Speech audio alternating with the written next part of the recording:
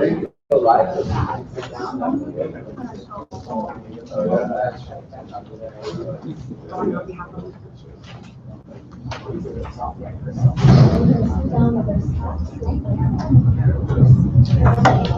Paul. How's it going?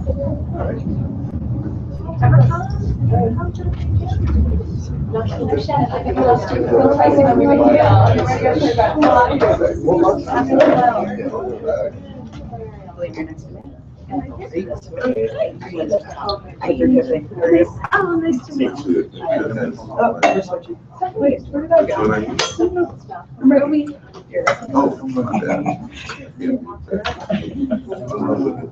Oh, yeah, that's it. There you go. Right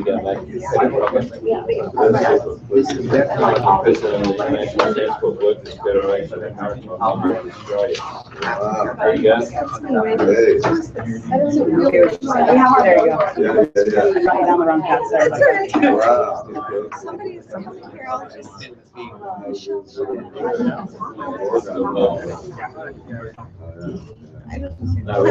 I'm another chair in I am. We're here in we're not working. Oh, all right. Get sued by the Australian government. Long problem, long movement issue across the country. It was an earthquake. I forgot where it was. Michigan or something. And they were saying, recently in Missouri and in North Carolina, alarming all over. That's a good thing. We've been plenty here in California. Yeah, that's only gonna make our earthquake susceptibility. Yeah, it's like, oh, good idea. Let's back right on some bubble. Let's make it happen quicker and sooner. Well, they ran to sleep. Shit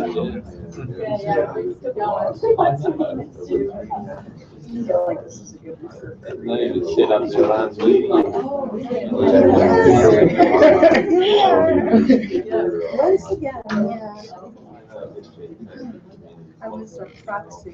Okay, good morning, everybody. I want to thank you all for joining us today. Sorry for starting a few minutes late. My name is Paul Pasimino. I've been working with Amazon Watch for the last 8 years and currently directing our online, our outreach and online communications. So we're here today as part of the True Cost of Chevron network. And we're here on the eve of Chevron's annual shareholder meeting because a growing group of environmental, human rights, and community-based organizations are standing up to say that the true cost of Chevron is too high. Our societies, our communities, our families, our environment, our political system, our democracy, our health is all in danger because of Chevron's deliberate actions, because Chevron is actually acting in a sociopathic way. Instead of responding to the criticisms of the people affected by its activities here in Richmond, in Ecuador, in Nigeria, and throughout the world, Chevron routinely attacks and vilifies its critics and refuses to acknowledge when it has made mistakes and to improve its conditions of its workers and to improve safety at its operations. What we've seen in Ecuador is that Chevron is responsible for the largest oil-related environmental disaster in history. This was a deliberately created disaster. While operating as Texaco, it systematically and deliberately dumped 18 billion gallons of toxic waste into the inhabited Amazon rainforest over decades. And then in 1992, left, pulled everything out of the country, and has since been spending reportedly up to $2 billion simply trying to avoid cleaning up the toxic waste that had left there. You're going to hear from someone directly affected by that in a minute, but I want to talk to you about Chevron's retaliatory campaign because it not only threatens the people of Ecuador, it threatens anyone, anywhere who wants to stand up to environmental and human rights abuses. Chevron has launched a premeditated and sophisticated legal and PR campaign to destroy and demonize the people who stood up to fight to bring it to justice for decades. 30,000 Ecuadorian Amazonians were represented in a civil lawsuit against Chevron. After pulling its assets out of Ecuador, it is sworn that it will never pay the $9.5 billion judgment against it. But worse than that, before the trial had even ended, they launched their own retaliatory slap suit against Ecuadorians and their lawyers here in the United States, the very venue where the Ecuadorians first tried to bring Chevron to trial, and they refused. Chevron spent years arguing that Ecuador was the proper venue for its case, and then when it lost there, turned back to the United States and launched a RICO suit, a law created to go after the mob, saying that the Ecuadorians who had suffered for years from their toxic contamination, the over 1,400 deaths, that this was all a conspiracy and a lie against it. Wherever Chevron has had to face itself based on the truth and evidence of what happened, it is lost. The case against the Ecuadorians here in the United States refused to even acknowledge the evidence against them in Ecuador. It specifically forbade even discussion of that contamination during the court. Instead, what they listened to was the paid testimony of a corrupt witness who was paid $2 million by Chevron to allege a bribe, of which there's no evidence. In fact, recently, new evidence has come out proving that Judge Zambrano, who was the judge presiding the case, actually did write the judgment in Ecuador, as the Ecuadorian courts, the appeals court, and the Supreme Court have maintained. But Chevron, believing that it's above the law, believing that Ecuador is, as they call it, banana republic, refuses to acknowledge the truth of what happened and to make good on it. And year after year, they have not only refused to pay, but instead they've tried to attack those who attacked them. Chevron has tried to intimidate Amazon Watch's funders. They've tried to subpoena our documents. They have intimidated using legal thuggery from their law firm Gibson, Dunn and Crutcher to have other people settle cases with them to get out because they can't stand the battle against Chevron's behemoth legal team for decades. And Chevron has sworn that they will fight until hell freezes over and then fight it out on the ice.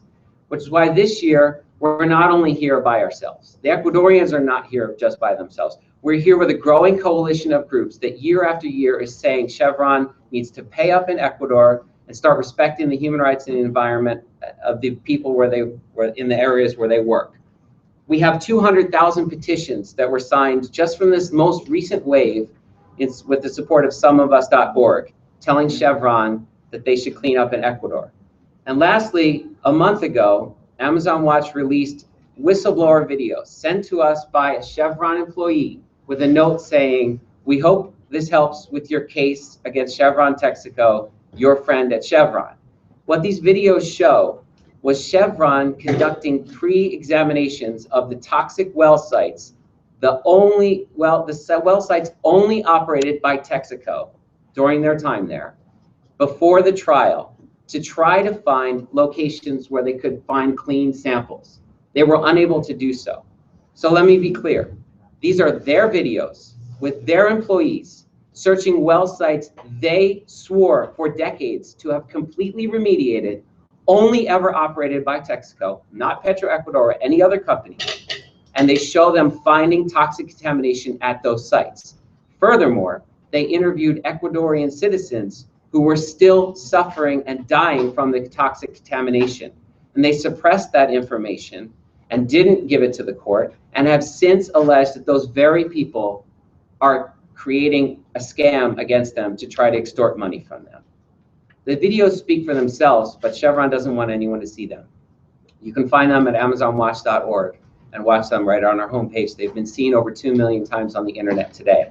So tomorrow, Humberto Pioaque, who's here and will speak in a moment, will be asking John Watson why in 2005 he saw these videos at the time and alleged that this case against him was still a fraud and his company, and has since attacked the very people who are suffering.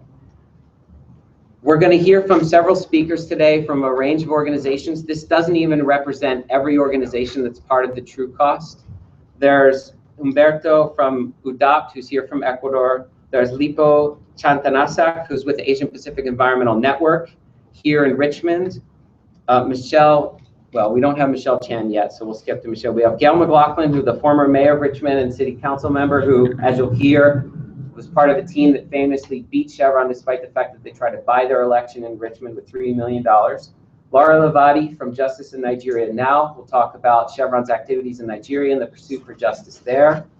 Linda Capata with 350.org to talk a little about the effects of fracking. There are resolutions against Chevron's fracking activity that the leadership will face tomorrow. Andres Soto, who's with Communities for a Better Environment and the Richmond Progressive Alliance, to talk about their efforts in Richmond to defeat Chevron's attempt to undermine their democracy. And then Patty Crumlin, who's here all the way from Australia, the president of the International Transport Workers Federation, has their own challenges with Chevron and their activities in Australia. So I'd like to hand it over. We'll have time for questions at the end. I'd like to hand it over to Humberto, and he will have interpretation from Kevin Koenig, who's also with Amazon Watch.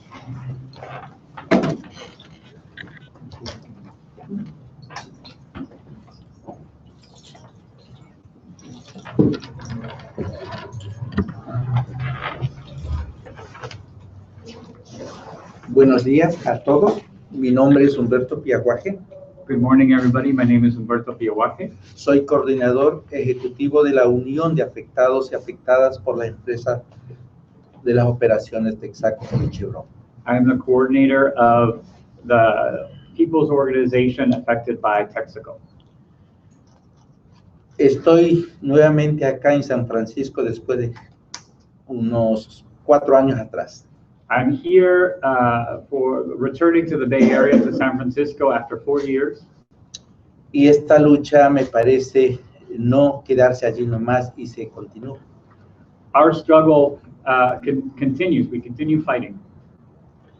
Y que realmente mientras esto continúa, la gente del campo, las nacionalidades indígenas, se están muriendo.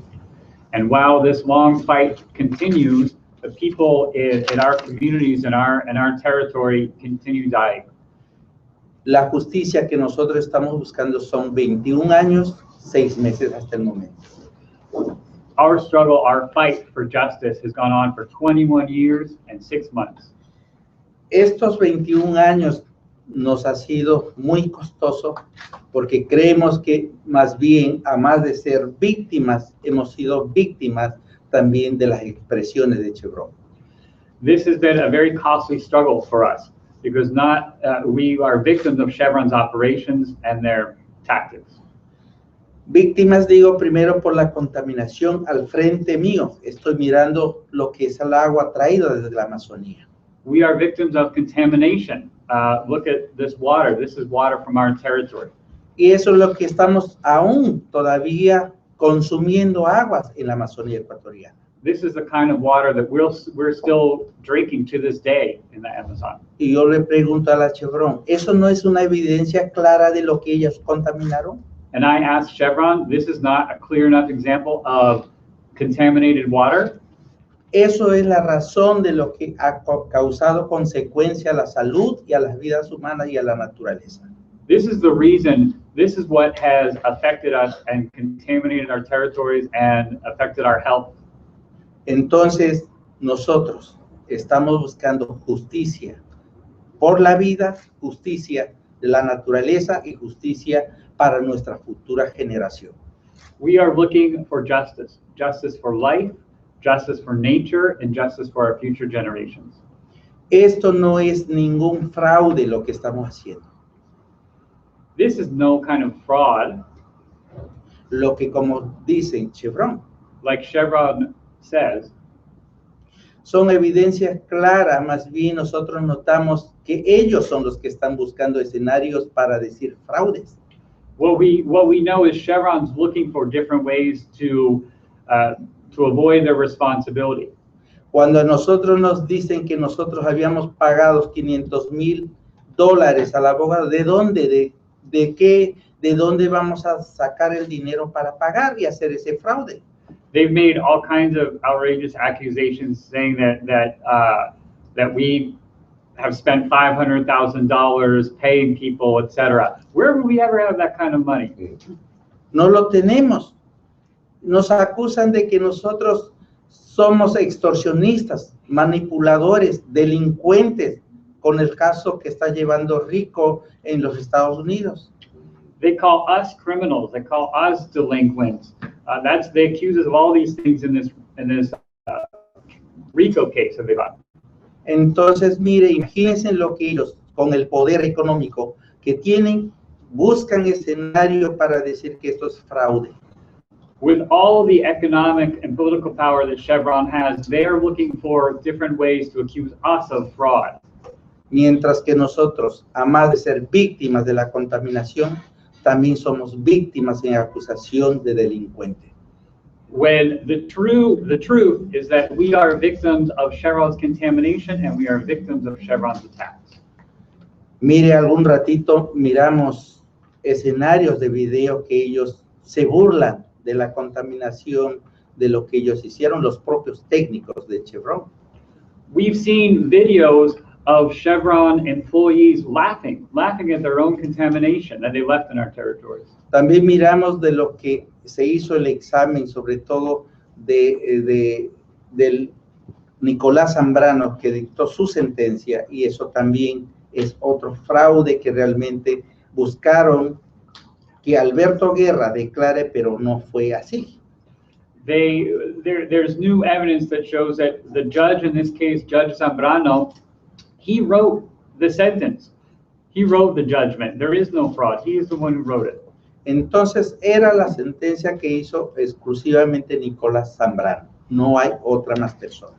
There's nobody else that wrote that judgment, and there's new evidence that shows that. Chevron's accusations that somebody else wrote it, Alberto Guerra, are false. Entonces, todas esas cosas, a nosotros, los escenarios que preparan Chevron es una mentira.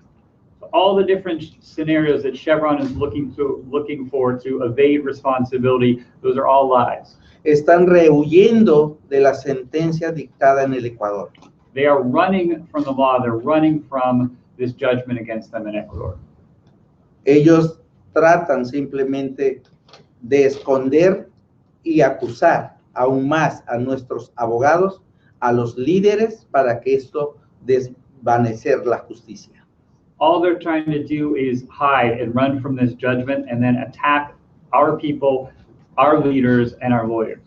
Pero nosotros aún así sentimos mucho más. But we know what's happening. Más respaldo, sobre todo a nivel del mundo, de algunas personas que nos apoyan, como en este caso Amazon Watch. What we see and what we are feeling is a growing coalition of people that are joining us in solidarity. People here today, communities, and groups like Amazon Watch. Sabemos que hay mucho respaldo en Europa. We know that we have a lot of solidarity and respect in Europe. Todo esto nos fortalece y unimos a la unidad, sobre todo porque no puede quedar sin justicia, sobre todo la lucha nuestra. We feel this unity is only growing, and we are all joining together and are united in seeking justice from Chevron. Así que yo quiero agradecerle a todos, a todas ustedes del mundo entero, sobre todo, y aquí de Estados Unidos. I want to say thank you for everyone who's joined here today and all over the world who's watching and listening. Aunque equivocadamente Chevron pensó que esto se va a terminar, nosotros vamos a perseguir donde sea en otros países para que cumpla con su deber con el pago para la reparación de los daños ambientales. So Chevron thought that this would all end one day, but it's the opposite. We're together, and we are going to go after Chevron any place around the world where we can to get the remediation and environmental cleanup that we need and deserve. Muchísimas gracias a todos ustedes. Thank you.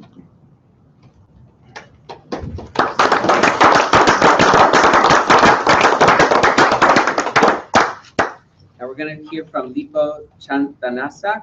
Sorry, I got that wrong. With Asia Pacific Environmental Network, whose interpretation will be provided. Smile Manathan in Kiev, Hello, everyone. Respectful for all of our colleagues and friends who are here today. O Malipo Chandra Sap, O Musun Sat Kumu, My name is Leopold Janasap. I'm a tribe. โอ้รถกี้รถในนามตั้งหน้าองค์การของเอแพน I'm here today to represent APAN organization. และโอเคยเวียกับเอแพนนี่เป็น10 กว่าปีแล้ว I'm a member and also the leader of APAN over 10 years now. เวียเอแพนกี้เวียแนบแต่ว่าอาสาสมัครเพื่อผลประโยชน์ส่วนรวมแล้วก็เพื่อผลประโยชน์ส่วนใหญ่ I'm working with APAN as a volunteer, but also as a person who concerned the community, a person concerned about the world, about the pollution. นี่จุเราจะปัญหากับเชลรอนอีกทีอีหยัดเมืองริชมอนด์ที่อีปาส่วนอีกตุกเนี่ยหลายปีแล้วเรื่องจับแค่มองเชลรอนกี่อันอีปาส่วนอีนะมันหา Today, I really want to talk specifically about Richmond, about Chevron Richmond, that have been polluted Richmond for many years, and had caused many life and had caused many health hazards in our community. แล้วก็หลายปีแล้วแต่ว่ามันน่าทานอีทางไล่กี่แล้วอีเราเคยต่อสู้เพื่อเชลรอนหลายปีแล้วถึงเมื่อเชลรอนเห็นอกเห็นใจอีปาส่วนนอนเลยยัดแนบแต่ว่าอันน่าจะเราแนบแต่ว่าสุภาพกว่าแนบสันนาน It's been many years. Many of us have been fighting Chevron together here and sitting in this room here, that as I know. And probably many people have been fought before us many years also. As we know, Chevron is stubborn. Chevron doesn't care of what we said, of what people claim. แล้วกันนี้มันน่าทานอีทางไลน์จะถึงเมื่อคนนอเชลรอนที่จะรอถึงเมื่ออนอเด็กอนใจอีนอกำยังอีหลอก I'm asking myself, I'm also asking all of us here, what are we going to do with Chevron? Because their stubbornness, and they don't care about a community, and they don't care what they do. ตามอกคิดซะที่องค์การจัดตั้งคือว่าองค์การควบคุมความปลอดภัยนอกันนี้หน้าที่จะนอนพุ่นอันทลายแก่ประชาชนเมืองริชมอนด์ซึ่งเชลรอนปล่อยไอพิษกันนี้ปล่อยปัตเตอร์แต่ว่าปัตเตอร์เลอร์กันนี้นอนี่จะต้องควบคุมจะต้องประชาชนต้องการปล่อยปัตเตอร์นั้นไปจูไปเอ็ดเรื่องก็คอยกันเลยและนอองค์การควบคุมความปลอดภัยในนอจะชิด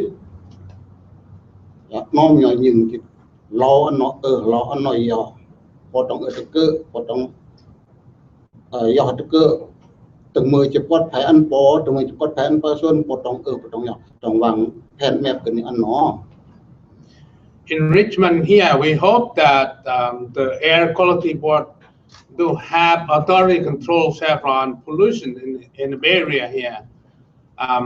We have come to them and asked them to put a policy so Chevron can practice more safe in terms of local community pollution and also in terms of environmental pollution.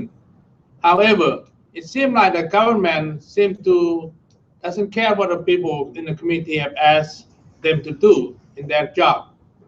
And I believe that the government authority, the government agency do have a job to do to protect the community, to protect the environment.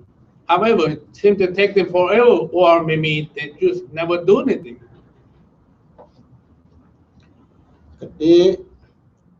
จุดต้อมของโลจีแหละ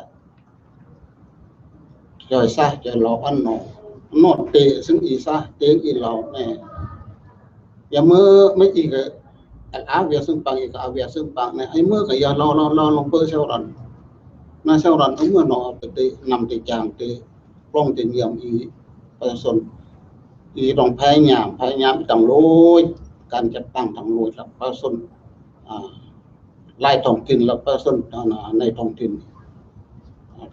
พร้อมปล้องปลอมเนียมดีเราพร้อมปล้องเดียวมาต่อสู้เพื่อนองอันนองคุยปล้องคุยเนียมแน่เพราะนองจะพูดหนึ่งก็มุ่งลงอย่างอัลกุนสวิตประสดอีกก็เรียกอัลแมนท่านเป็นเราสว่าเห็นแก้เงินเราพอเห็นแก้สวิตของประสด I hope and also I urge all of us different organizations and also different community who have been fighting Chevron around the world, but also in the local here as well, to stand up together, not only just a few agencies, but all the community, all the people being affected around the world. We should figure out and stand up together and fight about Chevron, because if we don't do anything, they are not going to do anything. Even though every day right now we go different agency, different channel to ask the government to protect the community, it still doesn't happen.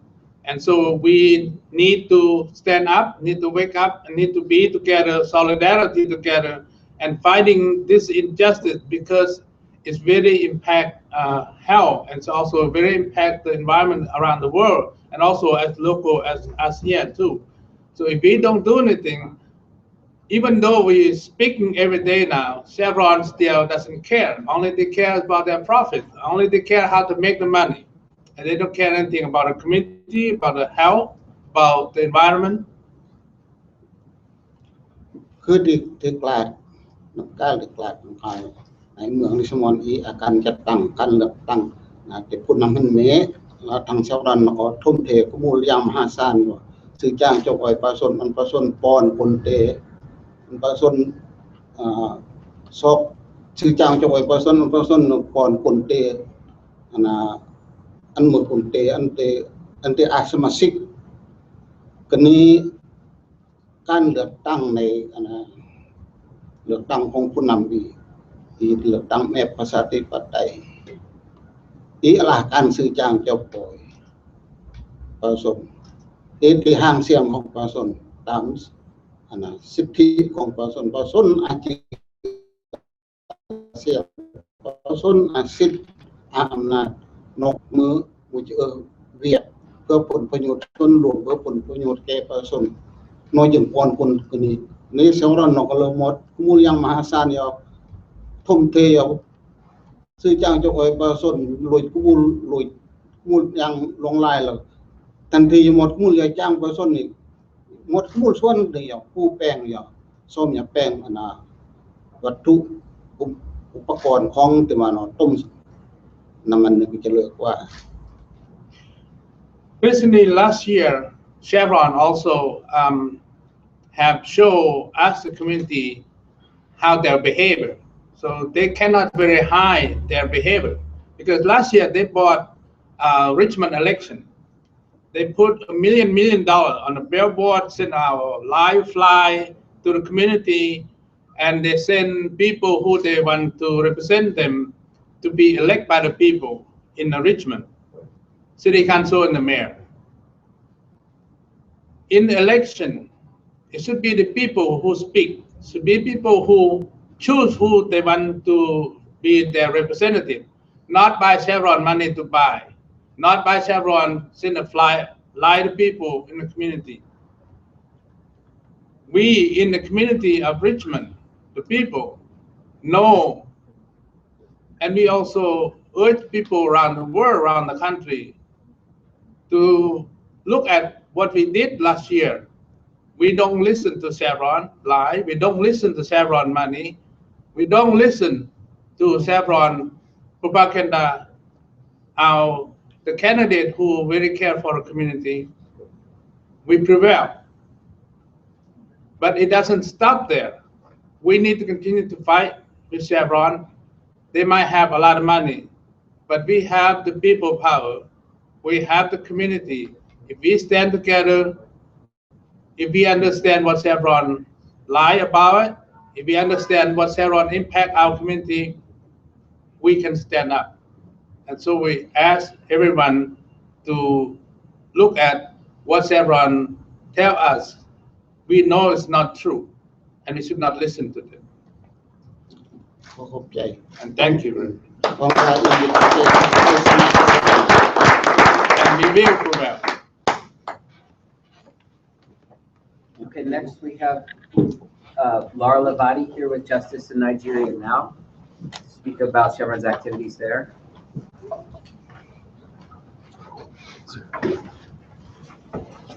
Hi, so first I want to thank everyone who's here today.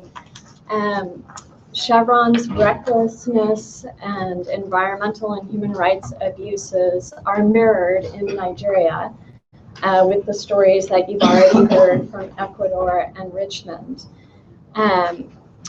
Chevron, I think, believes that because Nigeria is so far away and the remote fishing villages where it operates are not seen, are difficult to get to, the media rarely travel there.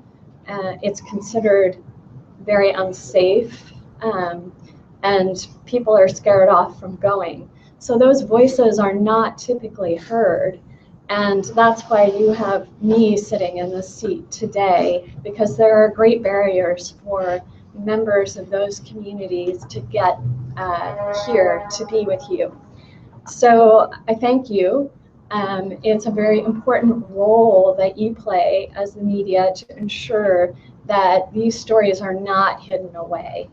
I'm going to tell you about an incident that occurred in January of 2012 in 10 kilometers offshore in the Niger Delta in Bayelsa State. There was a huge explosion of a gas rig, a Chevron gas rig. Chevron workers knew that the rig was unstable and volatile. They contacted the company and begged the company to come and fly them off the rig. The company ignored their requests. And in fact, the rig exploded, sending giant flames leaping above the ocean waters. This inferno, this hell that was portended, resulted in the death of 2 Chevron workers. Communities, very poor fishing communities all around the area, folks began to experience asthma, respiratory illnesses, rashes. There were some unexpected deaths. There were miscarriages. Community members eventually had to evacuate. These are 7 communities collectively known as Kefes, as well as communities in the Dodo River area. And then those communities are all recognized by Chevron as what they call host communities that are supposed to have an official relationship with the company and be given benefits by the company. Those communities have received essentially nothing and have continued to protest and demand that they be compensated, that their livelihoods have been destroyed, their community, their traditional way of life has been destroyed, their ability to fish has been destroyed. There are also communities that are just as nearby that are not recognized as host communities that are also suffering the same impacts.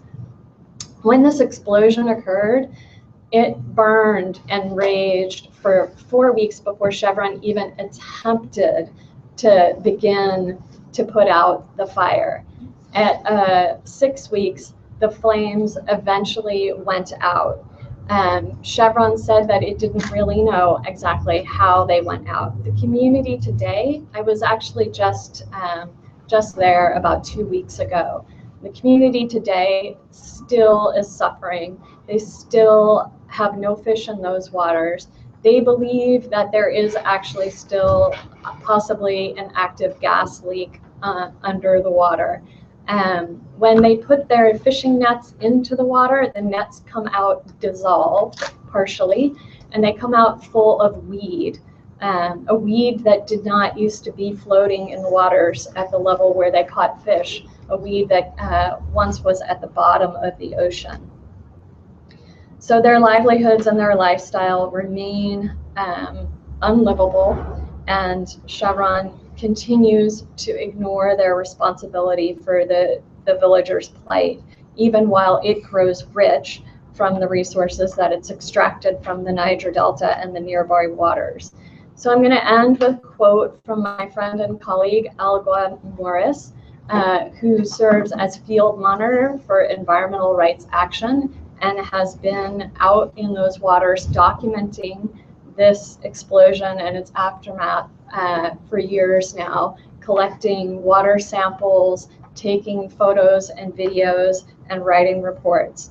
Alagua says that the villagers demand fair compensation from Chevron for the loss of livelihood and an effective cleanup of the environment, including clearing the floating weeds.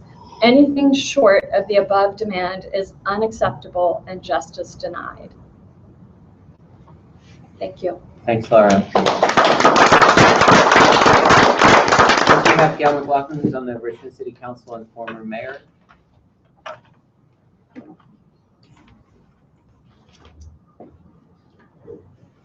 Thank you. It's great to be here among so many great activists and community leaders. It clearly takes many villages to stand up to this, this major multinational corporation, Chevron. I was mayor in Richmond for 8 years, termed out as mayor and then ran for city council, which I won, and along with a couple other great candidates, and we are now serving on the Richmond City Council. I want to start out by touching, and I won't go into a lot of detail. You heard a lot from Lipo, and you'll hear from others about some of the situations in Richmond, but I just want to touch on a few things. First of all, we are home in Richmond to the 100-year plus major oil refinery, Chevron's major oil refinery, which is the most productive oil refinery that they have in California, that produces massive amounts of pollutants into our airspace that impact the health of our residents. And in a part of these pollutants are greenhouse gas emissions. Chevron is the largest greenhouse gas point source emitter in the whole state of California. We also know that Chevron does not hire our residents in Richmond very much. The percentage of Richmond residents that work among the workforce at the Richmond Chevron refinery is only 5 to 10%. We also know every few years the refinery has a major incident like the 2012 fire that sent 15,000 people to local hospitals for respiratory treatment. And we also know that Chevron resists paying its fair share of taxes, and we have to organize and mobilize and fight back against them wanting to pay less taxes, which we have done successfully. We have had many successes. We have put some conditions on the refinery pollutants. We have sued. We're in the process of suing Chevron for the 2012 fire and stand in solidarity with the Ecuadorian lawsuit. And we have managed to get a settlement in terms of additional taxes in the amount of $114 million of additional taxes over 15 years from Chevron. So we're very proud of our mobilization. We know it took a community to stand up to them to get these positive results. In addition, and this is something we have to collectively fight, we know that they try, as Lipo mentioned, to buy off our elections every election year. In 2014, they spent over $3 million trying to defeat the progressive candidates and support Chevron-friendly candidates. And this was just in Richmond. They spent millions all over the state and country in trying to buy off elections. In Richmond, we were a bright spot on the electoral arena in that we defeated this $3 million corporate onslaught of money trying to buy our democracy. We defeated them with a lot of hard work from a group that I'm proud to be a part of called the Richmond Progressive Alliance. We have formed a progressive alliance. Some of us, there are 3 of us sitting on the Richmond City Council, and many community leaders that fight day in and day out to make sure that the people's priorities rather than corporate interests are ruling the day in Richmond. But we know this is a very precarious, fragile situation we have, because Chevron is going to come around at the next election throwing more money in, trying to defeat us. That's the closer you get to having, a majority of people on the governing body who are, standing up to Chevron, the harder they come at you. So we're going to keep the fight going. We stand in solidarity with Ecuador, Nigeria, Australia, and all places around the globe that are fighting and standing strong for workers' rights, people's rights, for the planet's rights to have to continue to sustain life for us all. So thank you all. I'm proud to be here among so many wonderful people.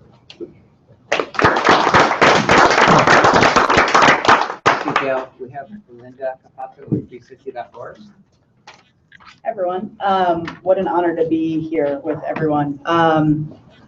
350.org, my name is Linda Capato. I'm the fracking campaigner for 350.org, which is an international climate campaign. And I'm here to specifically talk about fracking and hydraulic fracturing and other types of extreme energy extraction. Fracking itself has been proven time and time again to be detrimental and have deep public health impacts, whether it's the actual toxic chemicals that we use to fracture shale, to extract oil and gas, or it's the methane or other greenhouse gas emissions that are let off whilst burning the shale oil and gas or while extracting and exacerbating climate change. We know that fracking is not the kind of energy future any of us are looking forward to. When we look at companies like Chevron, who obviously have an egregious record in taking care of communities, in actually standing up and remediating areas that they have poisoned, we know that fracking and Chevron are not a good mix. There is a resolution that will be announced tomorrow to ask and call for Chevron to cease fracking operations for a number of reasons. One of the biggest is the amount of water and fresh water that we're using to extract fossil fuels. Across the world, we're watching communities start to actually think about where their next year of water. Standing here in California, we're in the midst of a historic drought, wondering whether or not we will have water in the next year. And this is the climate in which Chevron is fracking around the world. The resolution that is being put forward tomorrow is calling for a cease of operations, but at the very minimum, actually having Chevron even disclose how much fresh water they're using in each shale play, and also where that water is coming from, whether it's coming from aquifers or recycled water, et cetera. The fact that we don't even know that is further evidence that this is being done irresponsibly. And based on historical data of Chevron's practices around the world, we know that likely this will never be done responsibly. Just to take a quick quote from the top health official in New York State, recently they banned the practice of hydraulic fracturing. That official asked a question, which was, would I allow my children to play next to a fracking well? And the answer is no. And so 350, amongst many of the voices here at this table and across the world, are calling for Chevron to cease operations. And also, we stand in solidarity with the many communities that have been asking for justice for far too long. Thank you. Next, we have Andres Soto, who's here with Communities for a Better Environment and the Richmond Progressive Alliance. Yeah, good morning, everybody, and it is indeed an honor to be here with so many committed people who are working for the betterment of all of us on the planet. You know, the story of Chevron and the shareholders meeting and the shareholders resolution, a couple years back, I had the honor of going into the shareholders meeting, and what I believed when I went in, and then when I actually saw it, was that these people are living in a parallel universe. It was a surreal environment where John Watson was conducting the whole show like he was an orchestral conductor. And, you know, John Watson is from Richmond. He was born and raised in Richmond. His father's law firm still exists at 37th and Barrett in Richmond. Of course, he no longer lives there. He lives in an estate in Lafayette surrounded by an electrified metal fence, probably for good reason. And those good reasons are the stories you just heard here. When you run a company that operates as a criminal organization, and we can say that in Contra Costa County, because of the crimes committed during the August 6, 2012 explosion that sent 15,000 local residents to a hospital that is now closed, that Chevron has refused to support. Then what we saw was that the Attorney General and the District Attorney brought charges, and Chevron copped a criminal plea. And in return, they are under criminal probation as we speak. So they're a criminal operation in our community. Now, what we have been doing about that is understanding that we have deep roots of environmental justice in the community of Richmond that are tied to the battle for social justice. And one of the things, of course, that came out of the 60s was thinking globally and acting locally. So we've been doing that in Richmond. And what that's done has scared people like John Watson. Because when the people stand up and take control of their institutions and start to change the policies and hold corporations like Chevron accountable, they get scared. Because what they depend on is unbridled, unregulated capitalism. And we can use the power and the authority of our local governance to actually impede their ability to get away with polluting and denigrating our community the way they have. And it's not just the air pollution and the water pollution, or even the pollution of our democracy. It's also the social conditions that arise when you have structural impoverishment, the crime, the violence, the poor education, the poor health outcomes. All those things are part and parcel of the package that Chevron puts together, and other large corporations when they come to your community. So we certainly stand in solidarity with progressive shareholders and all the other people who have come here today to say that, you know, we know Chevron is a transnational corporation with transnational power, but we are also transnational. We're coming together.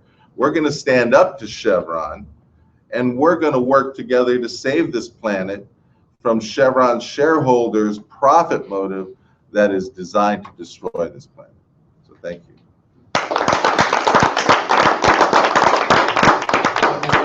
Last, we have Patty Conlon, who's here as president of the International Transport Workers Federation from Australia.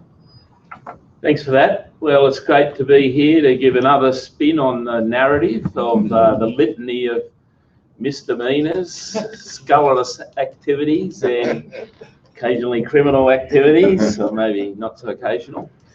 We have the we have the Australian Council of Trade Unions, the highest thing that we can do in Australia as a trade unionist, but I, together with Mick Buchan from the Construction Union in Australia, decided to be here for the reasons that have been so articulately and lucidly outlined. We have to do something about it, and we have to prioritise. And we're an activity-based movement, or it's really our humanity. We're driven by our humanity in all of its ethnic diversity, and really the priorities that are facing a world of 7 billion. As Oxfam said, the 100 wealthiest people in the world control the same wealth as 3.5 billion. Now, what Chevron does with that great polarisation of wealth is demonstrate worth practice.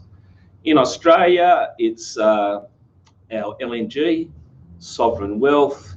It's in the ground. Gorgon is an island, an ancient island with very unique flora and fauna. It's a national park. It relies absolutely on maritime services. So Chevron has gone out there with a very aggressive approach, consistent with the narrative that we've heard today of exclusion of workers' rights, a very strong obfuscation, legal obfuscation, that denies people an ability to engage in a constructive or mutually acceptable way. Tax avoidance. The Australian Taxation Office organisation is taking Chevron at the moment to court to recover hundreds of $1 millions in unpaid tax. I mean, this is sovereign wealth. This is Australian sovereign wealth owned by the Australian taxpayer. It committed to building community infrastructure in the area, which is a very isolated area of Australia. That stuff hasn't been brought to any fruition or materiality. They continue to use all of their resources, management resources, human resources, to be able to deflect the needs of the stakeholders, which is the Australian taxpayer, the workforce that creates the wealth, both in drilling, in construction, and in the safe operation that will run for 60 or 70 years, be one of the largest LNG facilities in the world. And yet, and again, if you want to even extend it further against their imposition against the rights of virtually everybody that they engage with, they've run $17 billion, over time, and loss of shareholder value. Now, those shareholders are institutional shareholders that include pension funds, not-for-profit pension funds, which are really just a form of deferred wages for working men and women to secure their decent entitlements, and decent material lives in retirement. But not only that, and it's just not the material amount that you take out of your pension fund, there is an obligation to deliver a community infrastructure that sustains the quality of our life. Now, the quality of our life isn't driven by monetary worth alone. It's driven by a whole variety of infrastructure and engagements, like in Richmond, like in Nigeria, like in Ecuador, that determine the decency of how we live, how working men and women and their families live. See, and the other thing that just continues to resonate around this table is their use of elections. They get the Australian government to dissemble. They get the Australian government to give it disinformation. They get the Australian government to mislead on the real practical realities of what's going out there on Gorgon, that there is mismanagement, that there isn't an engagement with their workforce. They're suing my union for $20 million over an occupational health and safety matter, which is consistent with the Nigerian experience. If you put your hand up, you want to do something about it, you want to ensure that there's decent regulation, that it's sustainable and consistent with our community standards, things that have been forged through a long process of legislative change, sometimes industrial engagement. And so you go and prosecute a case based on the legality of those things in your own country, and you find that this company come in and it's all about obfuscating that right, sidestepping that right, and using the legislative power, national and sovereign power, against the interests of the taxpayers. What an extraordinary contradiction. That the business case, there's plenty of transnationals in the world. There's plenty of oil companies that are transnationals in the world. No one gets down in the gutter like that in such a consistent way to be able to deny. This is a process of obfuscation. It is a process of denial. It's an aggressive process against their own shareholders and their institutional shareholders. It's a one about diminishing wealth, not building wealth, because it's driven by a short-termism. As indicated by Nigeria, what is the cost of that failure, chronic systemic failure, like we saw in the Richmond refinery, or we see in Nigeria, or we've seen in Ecuador, we've seen in elsewhere, we're seeing in Gorgon? What is going to happen to our national park when that ultimately failure of governance translates into a failure of safety, and in failure of environmental control, a failure of community support? That cannot be measured in cost. The cost ultimately then comes back to the taxpayer, the US taxpayer, the African taxpayer. The taxpayer then, as working men and women denied by Chevron in their policies, in their governance, in their refusal to engage, then shoots home the real cost, of this negligent behaviour back to the people, that they have been actively advocating and prosecuting their corporate strategies against. This is an extraordinary reversal of logic in a world that has 7 billion people, and sustainability is measured by consensus, by joint engagement, by mutual respect, and by sustainable policies in the interest of all. Now, if there is going to be a Chevron in the future, that has to be a Chevron that wants to engage in the world as it is today, in the communities where they have that responsibility, with the stakeholders, including working men and women that build that wealth.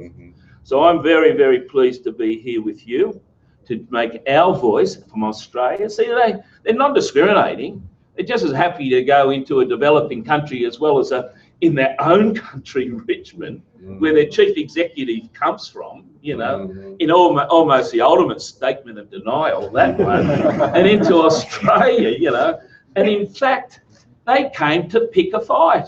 Yeah. It's not like we're out there to pick a fight. We were forced to defend ourselves, against this extraordinary behaviour in our own country, against our own sovereign rights. And we join with you with absolute determination, not just the Maritime Union of Australia, not just the construction unions and those unions in Australia, but for the International Transport Workers Federation that they rely on absolutely. And this is how counterintuitive their action is. Those ships, those transport structures that need to take their product to market, I speak in also on behalf of those 6 million transport workers that have said enough's enough.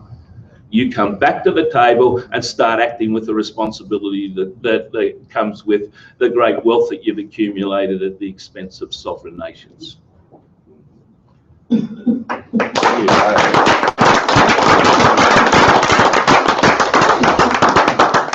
Wrap it up for 1 second. First, thank everybody here. Also, a special thank you to Sierra Club for hosting the event here in their offices. And remind everyone that tomorrow at the shareholder meeting in San Ramon at 8 a.m., John Watson, who took home a salary of $25 million just last year, will have to sit and face many of us here, other representatives from other organizations, and outside many people represent communities affected and communities in solidarity. And despite the fact that they continue to attack us as if we don't represent a significant threat to them, which we do, as if we don't represent the actual people affected, which we do, we're there with hundreds of millions of dollars of assets under management from within Chevron that are telling the company, in order to be a profitable energy company, you don't have to undermine democracy. You don't have to destroy lives, families, the environment. You don't have to use dirty fuels. You don't have to undermine and destroy programs for renewable energy. You can do all of those things and still remain a profitable energy company that is a good global citizen.